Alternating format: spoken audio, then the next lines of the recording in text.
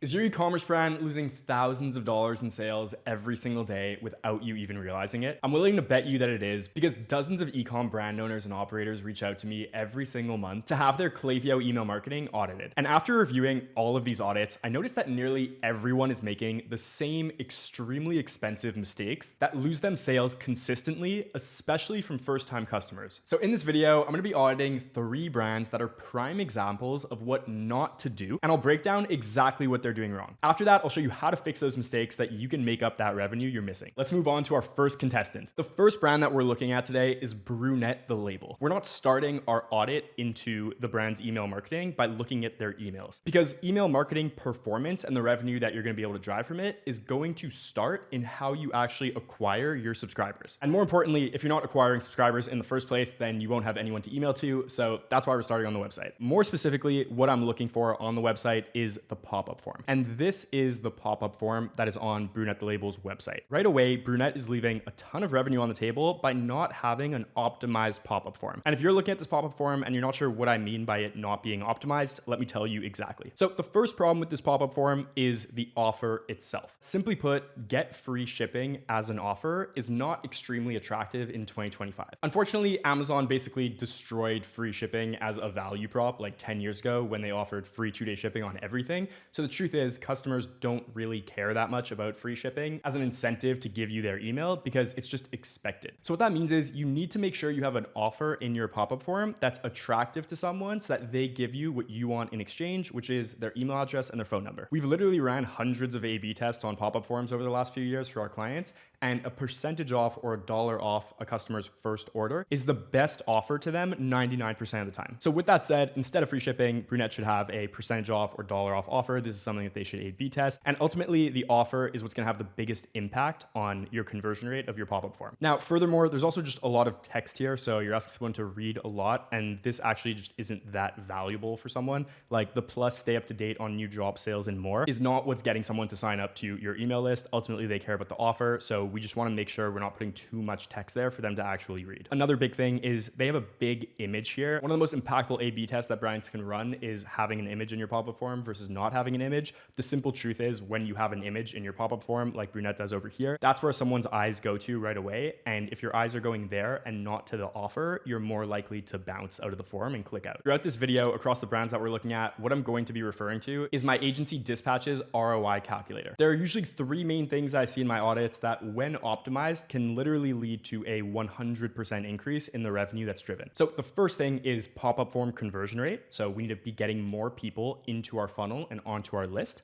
The second is our automations, and more specifically, our welcome flow. So by ensuring that our welcome series is converting these new subscribers efficiently, we're gonna be able to drive a lot more revenue. And then the third thing is sending good campaigns consistently. In this external audit, what I'm gonna be focused on is the highest leverage touch points that every brand has to improve their revenue immediately, which is their pop-up form and their welcome series. And in our Dispatch ROI calculator over here, which is actually a template that you can go grab in the description, you're gonna see that what we're looking at is last 30 days performance. I don't actually have visibility into these brands that we're gonna be looking at performance. I'm gonna do my best to guess where they're at based on what their current pop-up forms and welcome emails look like. When it comes to your pop-up forms, there's going to be 2 things that we need to monitor. Number 1 is how many views is the pop-up form getting? And then number 2 is the conversion rate. So of the people viewing, how many are submitting their email address? Some brands have their pop-up forms broken out into desktop and mobile forms separately. So if that's the case for your brand, when you go get this ROI calculator, again, link is in the description, you're gonna put in the amount of views that your form has got over the last 30 days on each of those primary forms. Then you're gonna put in the conversion rate that you see in Klaviyo and the total amount of new email subscribers that you've gotten. At Dispatch, our target conversion rate for our clients is above 10%. That is a great conversion rate on a pop-up form. We can see as high as 20% for brands when we start A/B testing every single month, but above 10% is very good. So once you put in your numbers over here, you're gonna see that the target conversion rate at 7% gets automatically calculated. So conservatively, if your pop-up form is good and you optimize it to kind of the bare minimum standards, then you should be converting at 7%, and you'll see the amount of subscribers you should be gaining in a 30-day period with the amount of views that you have. And then the exact same thing at 10%. So our stretch goal, if we can hit 10% and you can hit 10% for your brand,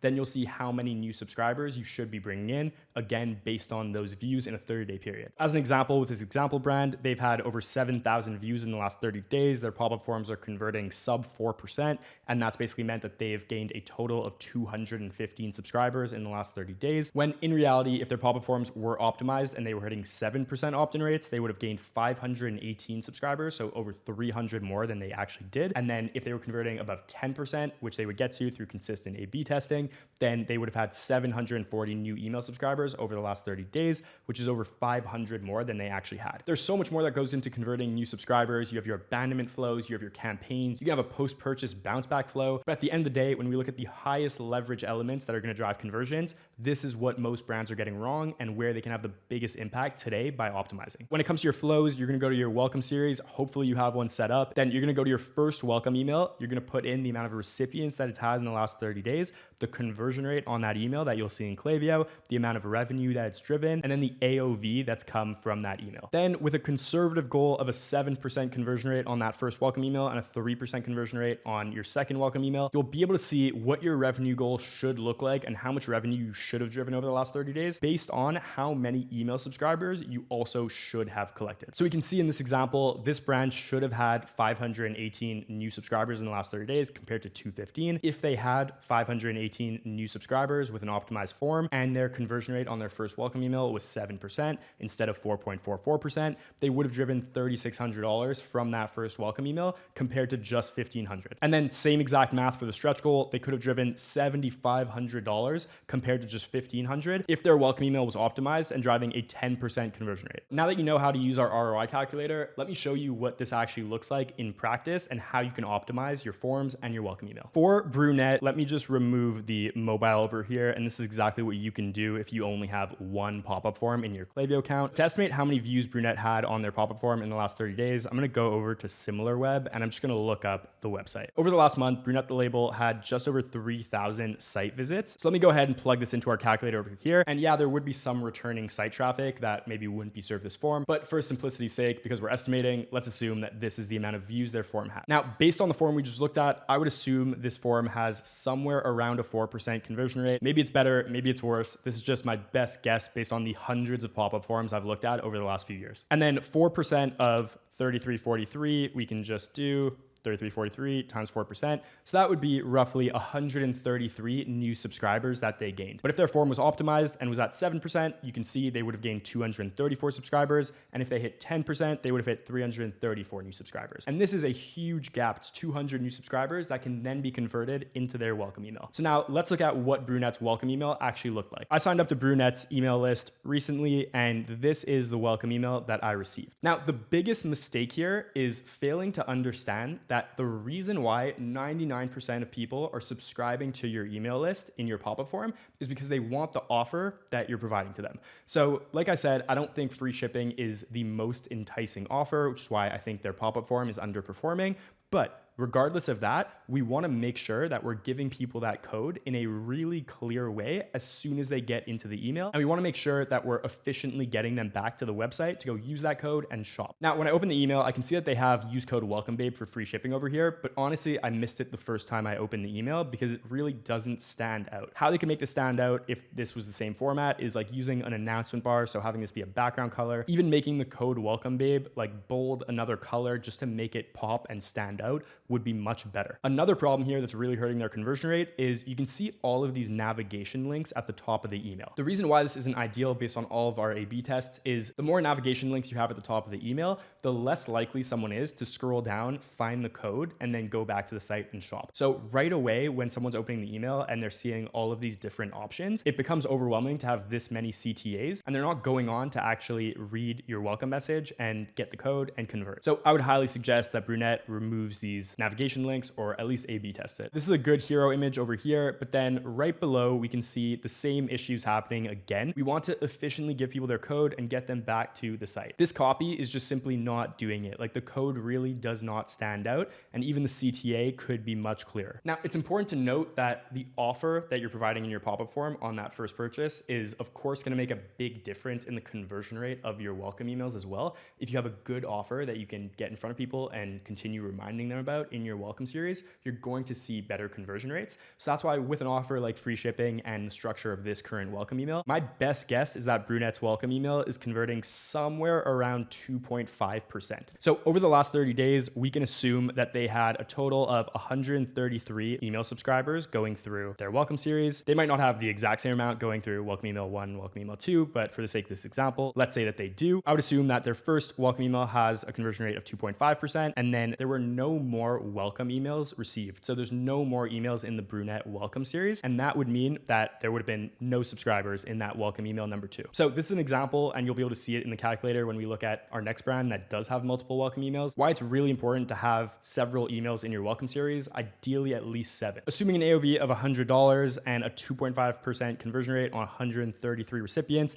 that would have yielded just $334 in Brunette's welcome series over the last 30 days. If we look at our conservative goal, so let's say we just look at email 1 here, there would have been 234 recipients. We'd be aiming for a 7% conversion rate, which we'd be getting from the optimizations that I just talked about, plus a better offer. That would look like 16 purchases, which based on an AOV of $100 would yield around $1,600. So already with those 2 changes, you're able to see the strong impact on revenue. And then if we look at our stretch goal, so we would have had 334 people coming onto the list from our optimized pop-up form. We'd be aiming for a 10% conversion rate on that first welcome email, and that would be 33 purchases at a $100 AOV, which would be just over $3,300 in revenue. So you can easily see here, just optimizing these 2 metrics can lead to 10 times more revenue, which is why it's so important for e-commerce brands to consistently be A/B testing these high impact elements throughout their funnel. And it's also easy to see here that if they had additional welcome emails in place, they'd be generating even more revenue with an additional 7 orders or 16 orders based on that stretch goal. Here we're seeing the value is $0 because they don't have that email, but this would have yielded a lot more revenue if they just had more emails. The next brand we're looking at is Icelantic Skis. The first thing we're looking at is their pop-up form. And Icelantic's pop-up form is not optimized. Let me show you why. So again, they have a really high impact image in here, which is where my eyes are going immediately. They're not going to the offer. And then secondly, they're putting too much copy in the header here. The offer is 10% off your first soft goods order. You don't need to have all of this supporting copy in the header. The first thing that I'm seeing here has to be 10% off your first order. Right away, these 4 additional words, sign up and receive, can literally be impacting their conversion rate by 50%. The next thing here is they don't have a micro yes offer in place. So Brunette didn't have a micro yes offer in place, but there were bigger fish to fry over there. When I'm talking about a micro yes offer, what I mean by that is you want to have a step before you ask someone for their email address that simply asks them to make a micro commitment to wanting something that you have to offer. So in this case, what would help Icelantic is saying, do you want 10% off your first order, with 2 buttons that say yes or no. Once someone clicks yes, they've already made that micro commitment that they want this offer, which is going to make them much more likely to then give the brand what they ask for in return, which is going to be the customer's email address. The next thing here, there is not enough contrast in the CTA button. So you can't even really tell that this is the button besides the fact that it says continue.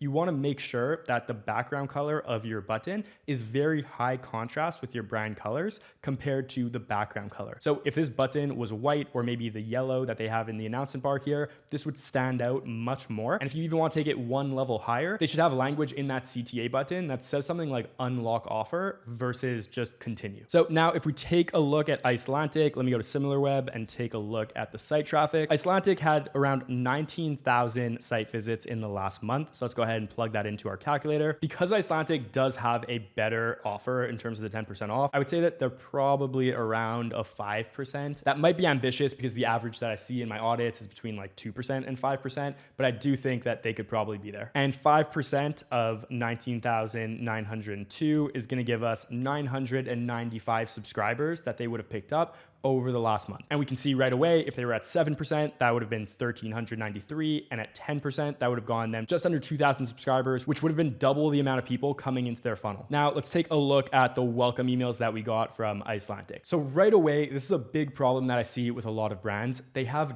double opt-in turned on to their list. So what double opt-in means is that each time someone signs up to your list, before they get your welcome email or any other emails from you, they're gonna get this email that looks exactly like this that makes the new subscriber confirm their subscription by clicking yes, I want to subscribe. Now, the reason why Klaviyo does this by default is to protect deliverability. The truth is, in 2025, there are much more important things that need to be done to protect your deliverability. And furthermore, it absolutely cuts brands off at their knees from being able to generate welcome series revenue and any additional revenue that's coming from new subscribers. Because the fact of the matter is, anywhere from 30 to 50% of people who receive this double opt-in email don't go on to actually click yes, I want to subscribe. And what that means is they're never going to receive your welcome emails or any other emails from you. Hypothetically, if I didn't click yes, I want to subscribe, I wouldn't receive any emails. I did click it, which means this is the first welcome email that I received. So again, super common, but Icelandic has these navigation links again here, and they're not even providing the welcome code above. So if you just think of what they're asking you to do, you're signing up for 10% off, which you're gonna go get from your email.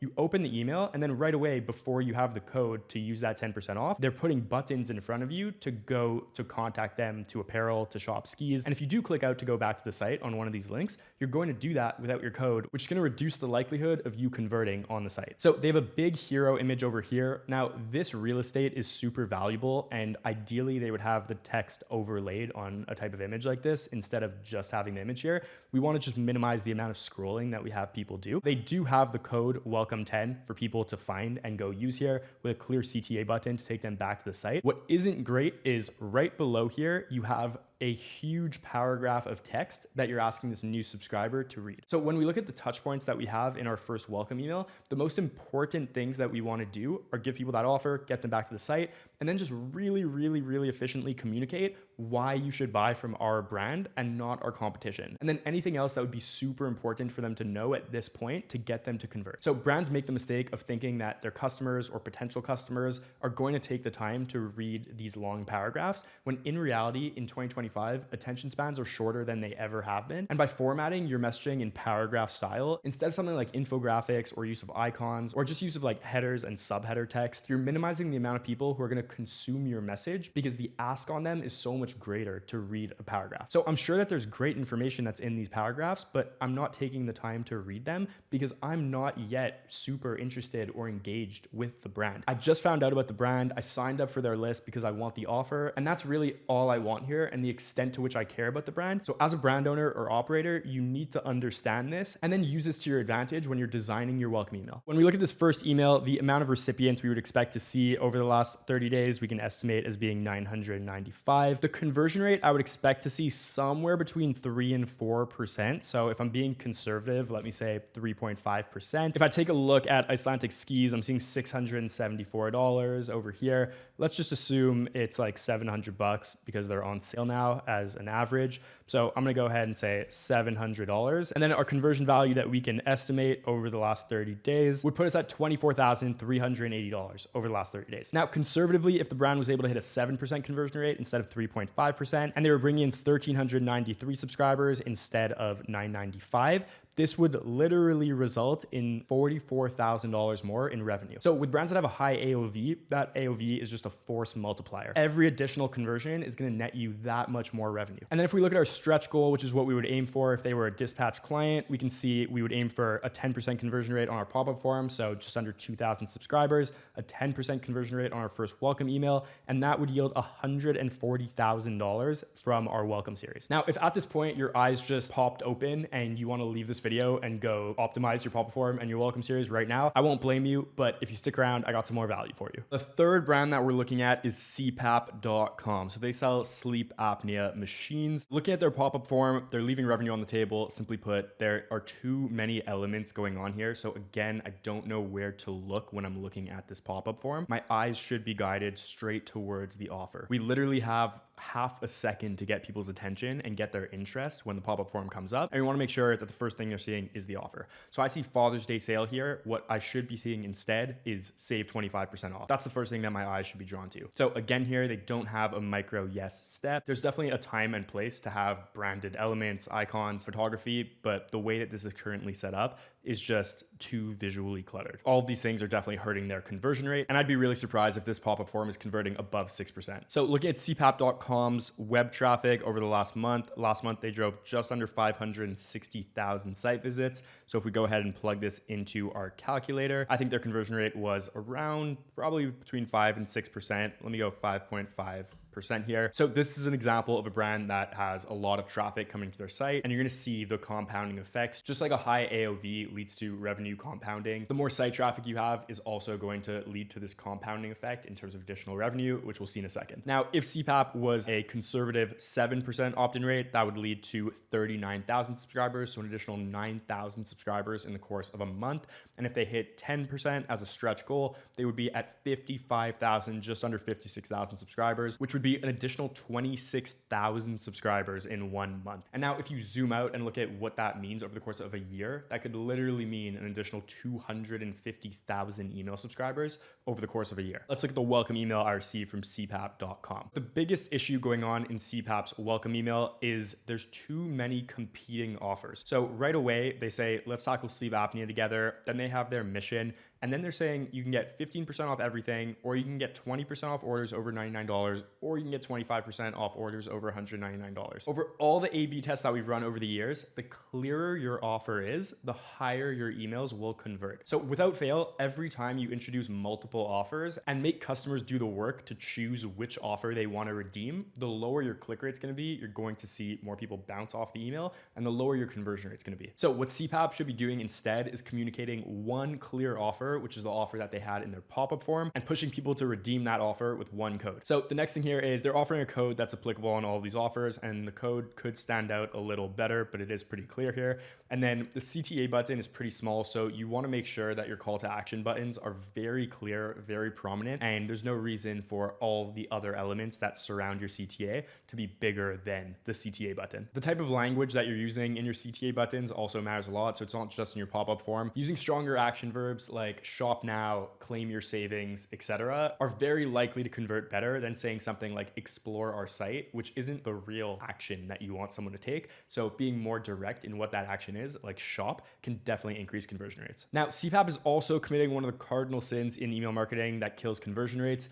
which is trying to stuff too much content in one email. So the more focused your emails are in terms of having one clear message, one clear overarching call to action, the higher your click-through rates are going to be, the higher your conversion rates are going to be. And what a lot of brands do is they basically say, okay, here's your code.